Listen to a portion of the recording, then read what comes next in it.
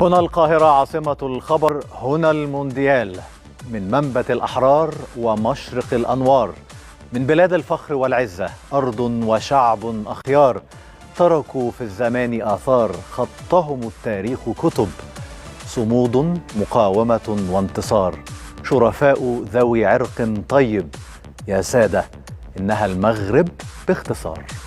أسود الأطلس يعبرون، أسود الأطلس يمرون، أسود الأطلس ينتصرون، وفي صدارة المجموعة يتلألؤون، في ملحمة بطولية أبطالها من؟ وليد رجراجي، وعدت وأوفيت ورفعت علم بلادك في السماء بكل عزة وشرف عن جدارة واستحقاق. امرابط القلب النابض، مزراوي والسايس، كنتم جبال أطلس.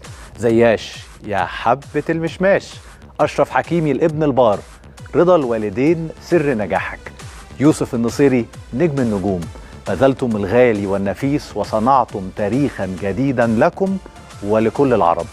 ألف مبروك لكل اللي ساند المنتخب المغربي من اتحاد وإداريين وفنيين ومساعدين، ولكل جمهور المغرب في طنجة، في مراكش، في الدار البيضاء، في الرباط، في أكادير، في العيون، في بوجدور، في وادي الذهب، في كل شبر في المغرب.